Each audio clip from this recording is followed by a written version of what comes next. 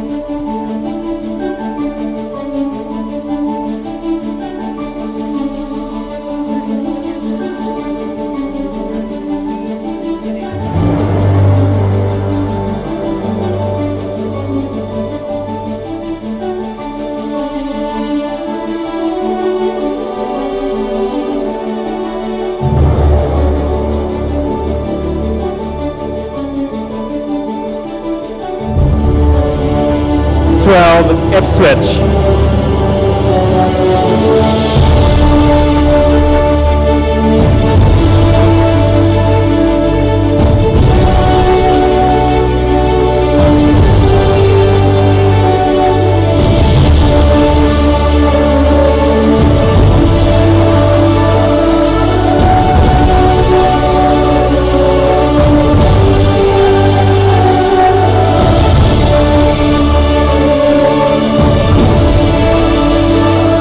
12,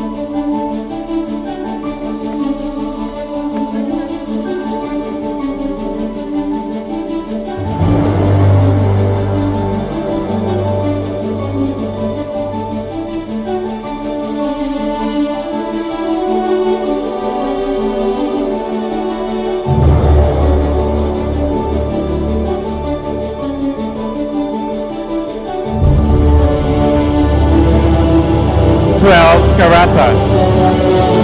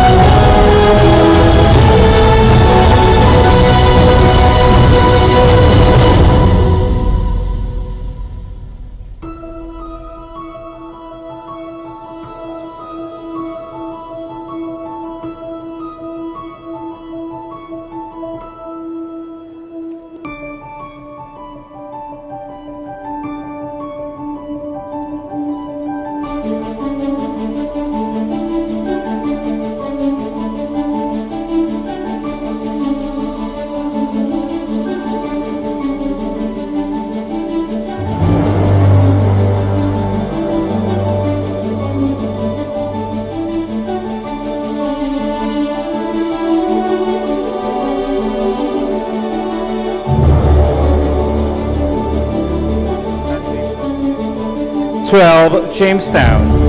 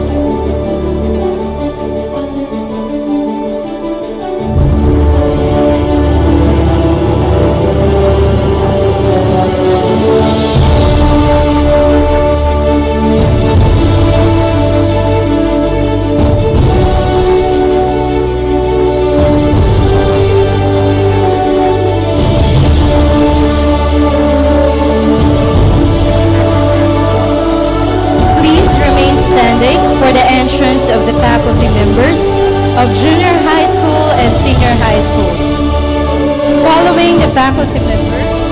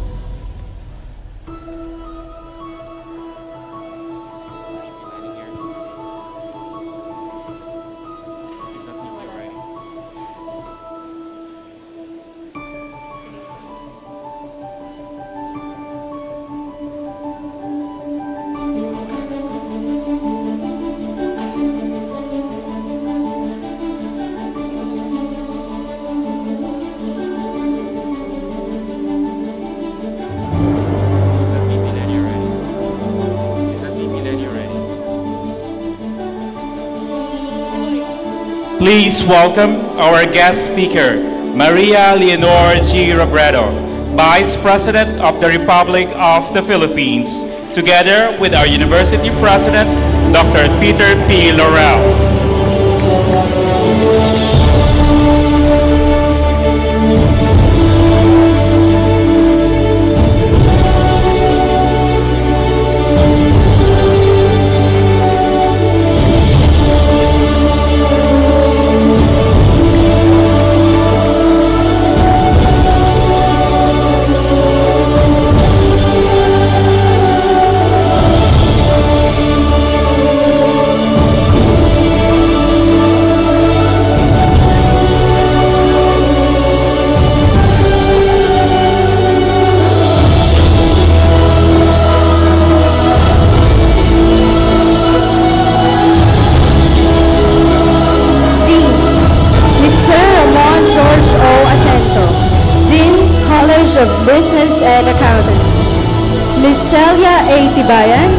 Dean, College of Arts and Sciences.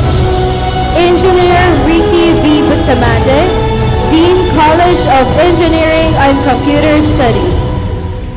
Dr. Francis K. Ashipauloye, Dean, Graduate School and Continuing Education and Director, Center for International Relations. Dr. Benita M. Soltura, College of Optometry. Mr. Wilson A. Vitug, Managing Consultant, Cultural and Alumni Affairs.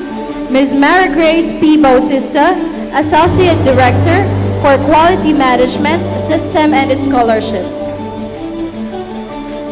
Attorney Angie Alonso, Representative of Vice Mayor Ross Rizal.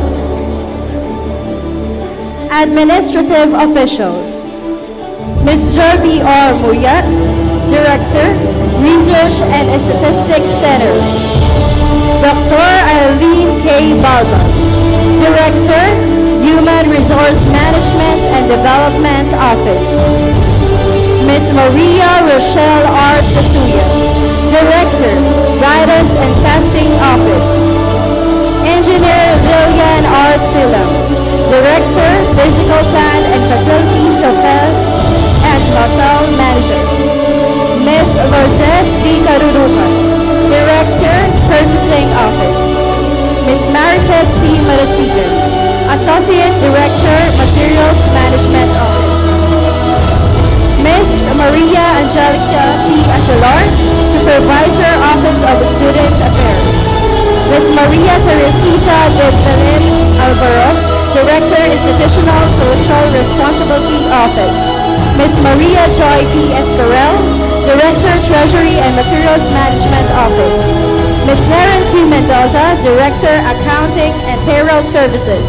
Mr. Crisosoma M. Malabuyak, Vice President for Operations and External Relations. Dr. Flora V. Javier, Executive Vice President and Vice President for Academic Affairs. And the Board of Trustees of Lyceum of the Philippines University, Laguna, Mr. Carlos P. Laurel, and Mr. Christopher C. Torres. Please remain standing for the entrance of colors.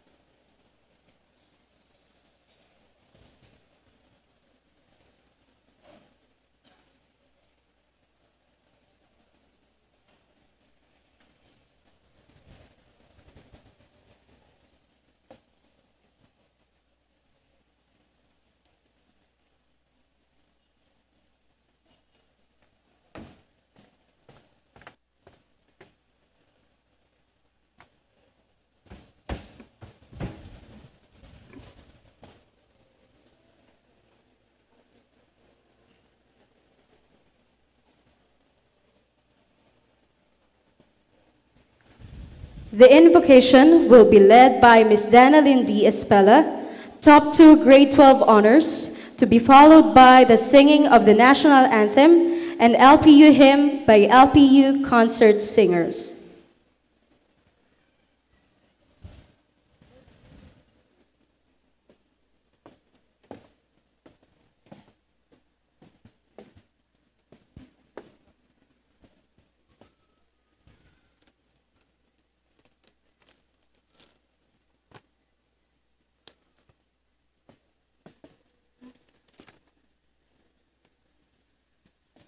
Let us bow our heads and place ourselves in the presence of the Lord.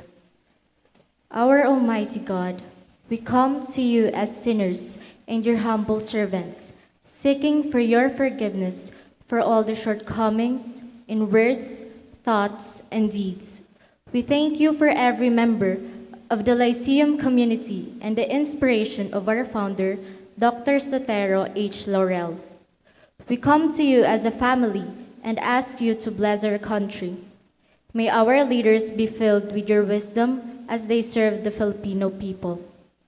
Bless the leaders of our school and send forth your spirit to help them make wise decisions. Bless our teachers and staff and keep them righteous and models of virtue. Bless our alumni, parents, partners, and other stakeholders as they contribute to make our country a better place to live in. Watch over our school and make safe our people, especially our students. Help us live according to your will and stay true to the vision and mission and core values of God-centeredness, leadership, integrity, innovation, nationalism, and service orientation. Teach us fortitude in order to move forward amidst challenges and hardships. Inspire us always on this holiest vocation of influencing eternity in touching the lives of our students and our people whom you have put under care. Amen.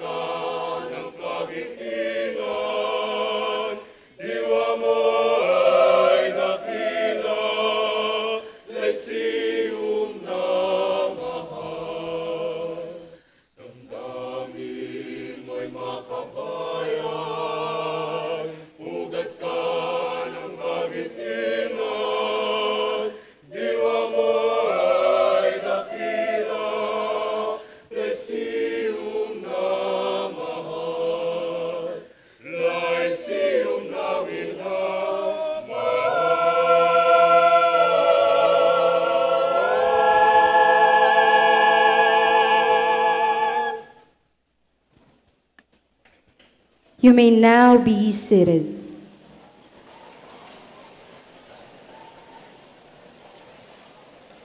This is the day that our students will be harvesting the fruits of their determination and dedication. The day that will also be remembered in the history of our school and of our country, because together we are witnessing the first batch of the K-12 graduates. This is indeed a remarkable day, which has an equally remarkable speaker to deliver the welcome remarks. That is no other than the President of LPU Laguna, Dr. Peter P. Laurel.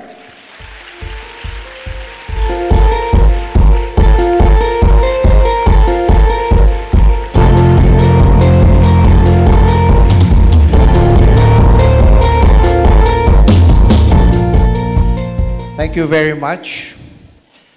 On this very special event this morning, this is a big historical event for LPU Laguna, and in particular for this very, very special batch. I would like to tell you that you are a pioneer batch, our first batch for the senior high, and if there were no senior high, you would be in second year college. But of course, in the country's bid to be internationally competitive in the education sector, we feel that they move towards the K-12. In the end, you might not see it now, but in the end, we hope the additional 2 years will be meaningful as the country and all of you become internationally competitive. This is a special day because we have no less than the Vice President of the Philippines, who will be properly introduced. A little later, she has graced us with her honor, with her presence, and we are, of course, feeling honored here in LPU. She has been a somewhat constant visitor to our campus in LPU Cavite, in General Trias, as she said, and this is also the second time that she is with us in LPU Laguna.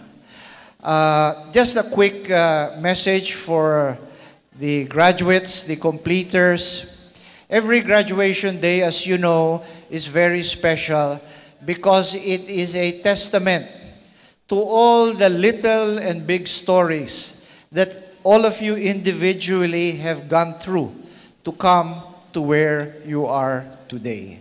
I know there are many stories of parents who have sacrificed a lot to bring your children to what they are doing today, completing level 2. It is also our special wish that as many as you graduate, many of you will also continue to pursue higher education in the years ahead. Just to let you know, here in your alma mater, LPU here in Laguna will be offering for the first time the LPU College of Medicine.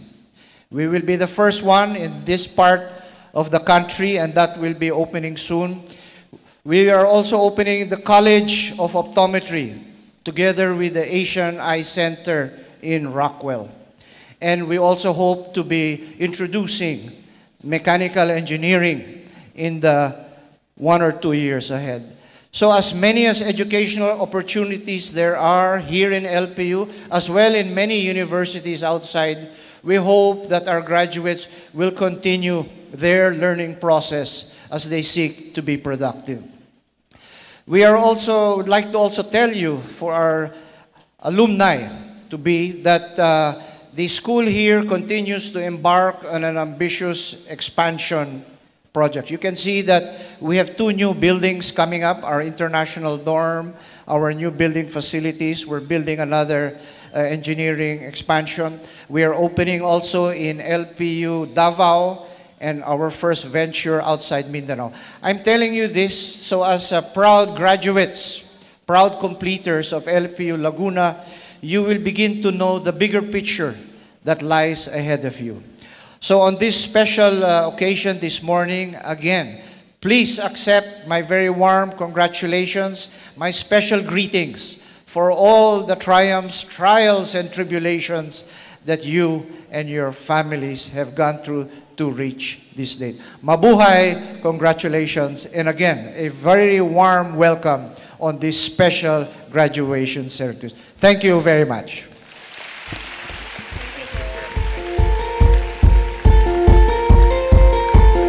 Thank you, Dr. Peter. And to introduce our guest speaker, I would like to invite on stage our Executive Vice President, Dr. Flora V. Javier.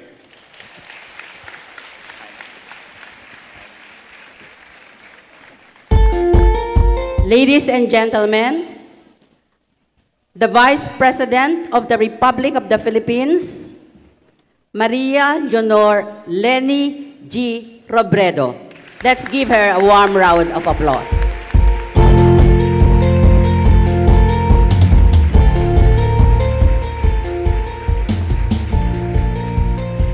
Thank you very much. Kindly take your seats. Dr. Peter Laurel, President of LPU Laguna, Dr. Flora Javier, Executive Vice President and Vice President for Academic Affairs, Mr. Crisostomo Malabuyok, Vice President for Administration, Ms. Lerma Kalingasan, Executive Director and High School Principal, Ms. Geraldine Dimakulangan of the Senior High School, Ms. Ana Dimayuga of the Junior High School, Mr. Christopher Torres, Member of the Board of Trustees, the Deans of the various colleges present, LPU Laguna administrators, faculty, and staff, senior high school graduates, junior high school completers, parents and relatives of our dear students, my fellow workers in government, honored guests, ladies and gentlemen, magandang umaga sa inyong lahat.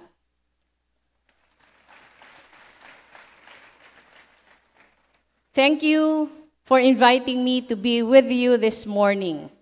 This occasion is not just a cause for joyous celebration, but a truly historic moment, as the President said earlier, as you become the first set of senior high school graduates from LPU Laguna. So to all of you who have worked very hard to reach this far, congratulations. Let us also remember in a special way your parents, guardians, teachers, classmates, and friends who have journeyed and stood behind you all these years.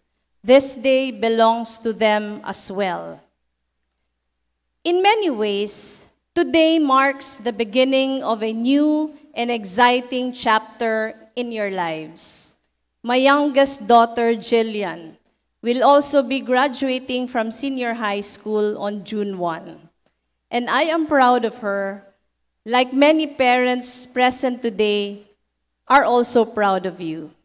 And like many graduates, Jillian is excited to discover what is in store for her in the coming months and in the years to come.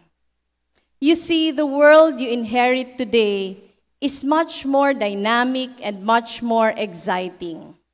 With a single tap or click of a button, you can research a difficult question from class or listen to the latest hits. Getting connected with friends and the latest trends has never been so convenient. When I was still in high school, many years ago, we researched using big, heavy books in the library. When we wanted to search for the lyrics of our favorite songs, we bought song hits. And I don't even know if you know what they mean. If we wanted to take pictures, we would buy either colored or black and white films from either Kodak or Fuji. Yun lang yata napapagpilian nun. With choices of 12, 24, or 36 shots, depending on how much funds we have. I still remember the suspense of waiting, sometimes for several days, to see whether the pictures developed nicely and what will look like in them. You have it so easy now. Almost all things you can get at the click of a finger. But sadly, technology has also bred a culture of laziness, complacency, impatience, even anger and disrespect among many. The anonymity of the internet and social media has become a license for individuals to inflict harm and harass others online. Disinformation and alternative facts flood our timelines, and they are prevalent not just in our country, but also elsewhere in the world, prompting even Pope Francis to issue a papal message last Sunday, warning us of its evils. Power and influence are used to pursue political gain and spread propaganda. All of these missed connections or misconnections have created deep and divisive tears in our social fabric. They have brought out the worst in many of us, and we have never seen our people so divided. So today we face a divided nation and a divided world. Differences in political views and beliefs have created barriers of misunderstanding between friends and even family members. But if there is one thing that we have proven time and again, it is that trials and adversities only make us stronger. As Filipinos, it is during the darkest hours that we shine the brightest. That is why we need to ask ourselves, how did we reach this point? Why are Filipinos being pitted against each other? Have we become so desperate for change that we are willing to turn our backs against homegrown values such as honesty, decency, and integrity? Ito na nga ba ang mukha ng bagong Pilipino? Marahas, magaspang, at walang respeto. Ngunit ang kinabukasan ng ating bansa ay nasa kamay ninyong mga kabataan. As future leaders of this nation, you have the power to turn things around. Marami siguro sa inyo ang magtatanong, may magagawa ba ako para baguhin ang ating bansa? Sino ang makikinig sa akin? Tayo pong nandirito ngayon, iba't iba ang pinanggalingan. Iba-iba ang mga kahirapan na pinagdadaanan. Maraming kabiguan, kaya't minsan ang iba sa atin nawawalan ng pag-asa, nabubuti pa ang hinaharap. One of the programs we launched at the Office of the Vice President is called Istorya ng Pag-asa. It is our attempt to change the conversation by featuring the stories of ordinary Filipinos who have undergone tremendous struggles but have emerged triumphant. It is our hope that these stories will be the rainbow and the silver lining behind the dark clouds hovering over us. One of those we featured is Ave. Ave came from a very poor family in Masbate and who lost her mother when she was just in grade 3. Her father was a farmer but did not earn enough to send all his children to school. Ave asked help from her teacher, who took her in exchange for helping out in tending the garden and cleaning the house. She was able to finish grade school and high school with the help of this teacher. She graduated valedictorian from high school. But after she graduated, the teacher who took her in told her she could no longer afford to send her to college. Fortunately, Ave got a scholarship dahil valedictorian siya in a school in Legazpi City, where she took up secretarial administration. But when she went, her scholarship, she learned, only included tuition fees and did not include miscellaneous and other living expenses. So Ave applied for work in her school, where she was hired as a school janitress.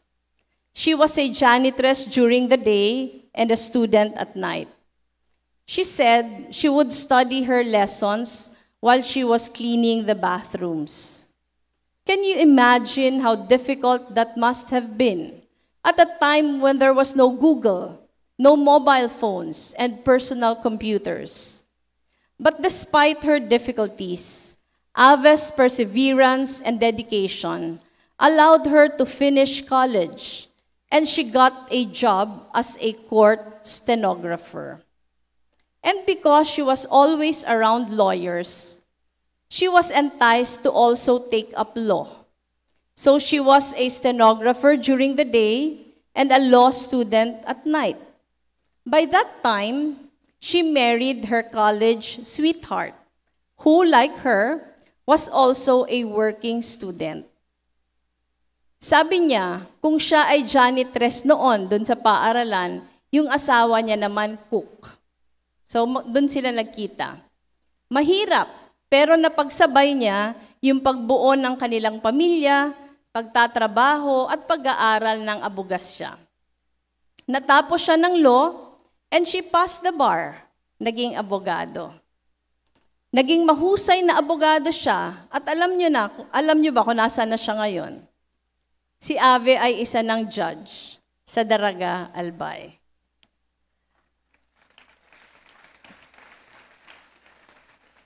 Another inspiring story we featured was the story of Badong.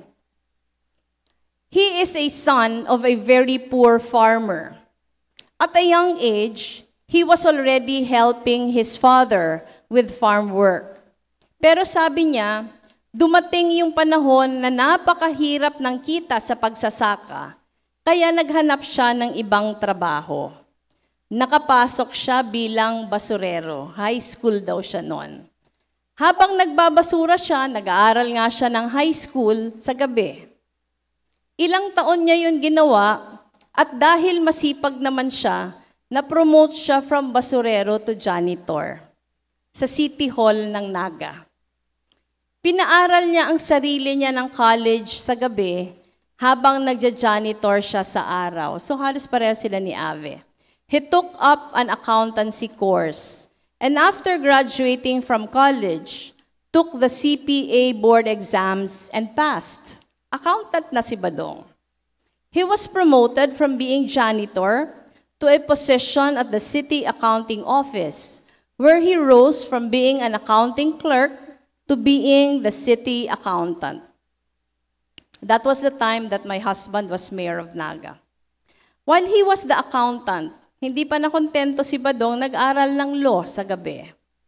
So he attended law school in the evening and later on passed the bar exam and became a lawyer. So CPA lawyer na siya. He was later on appointed city administrator and much later was invited to run for the city council and won. He became a city councilor for 2 terms until he was invited to head the Bureau of Local Government Finance, a national government agency under the Department of Finance. He lived in Manila for a few years because of this, but resigned a few years ago nung namatay po yung asawa ko. Dati kasi sabay sila sa Manila. When my husband was DILG secretary, when my husband died, ang feeling niya mag-isa na lang siya sa Manila. He resigned and went back to Naga. Sabi niya, parang hindi daw siya bagay sa buhay sa Maynila. Ngayon, city councilor na ulit siya sa Naga. The stories of Ave and Badong are stories of struggles. But there are also stories of triumph over adversity. Kaya ko sila ikinikwento sa inyo dahil sigurado ako na meron din dito sa inyong may mga pinagdadaanang pagsubok. Ang mga kwento pong ito ang magpapatunay na kung tayo ay magtatiyaga, magsasakripisyo at mananalig sa Diyos, kaya nating malampasan ang anumang kahirapan. Sana ay magsilbing aral ang mga istorya ni Judge Ave at Attorney Badong na dapat walang puwang sa ating buhay ang katamaran.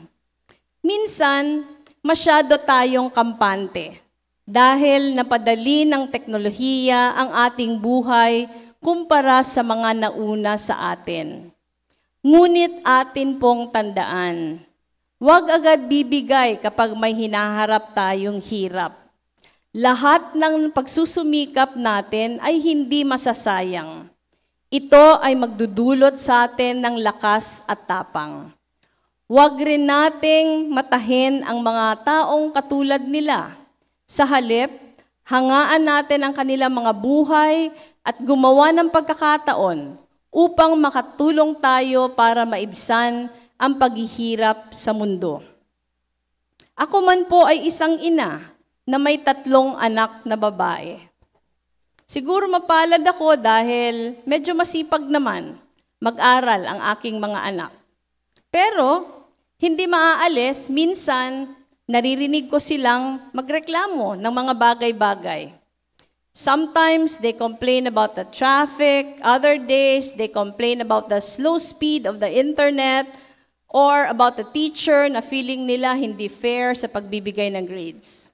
And every time I hear them complain, I tell them the stories of young people like you, whom I have met during my provincial visits.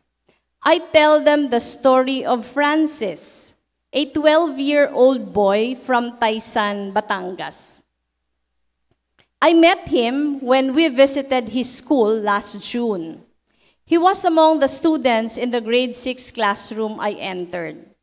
He caught my attention because the mayor and the vice mayor who were with us knew who Francis was. Ang dami-daming estudyante. Nagulat ako, kilala siya nung mayor sa kanang vice mayor. So I became curious and I asked them, bakit ninyo siya kilala? And the mayor told us, naku, yang si Francis, kilalang-kilala yan ng lahat dito sa amin. And apparently, after school and on weekends, Francis would go around town and sell banana cue, turon, and hotcakes for merienda.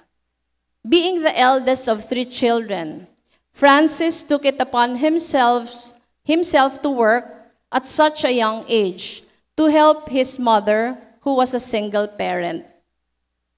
When I asked him, hindi ka ba napapagod sa ginagawa mo?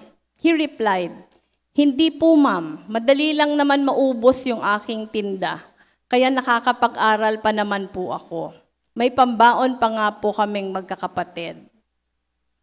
School children as young as Francis should not be made to work, but his story reflects the many hardships that young children are experiencing in very poor communities. We all have our own crosses to bear. But his story reminds us that in the face of challenges, we are called to be resilient, to choose light over darkness, to choose hope over hopelessness. I also met 2 inspiring boys when I visited Siayan, a mountainous town in the province of Zamboanga del Norte.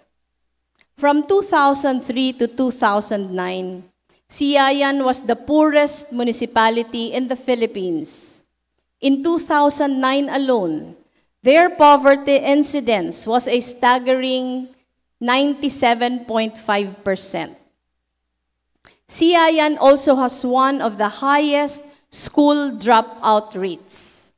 We visited Siayan to check on how we can be of help. We wanted to help improve the school dropout rate.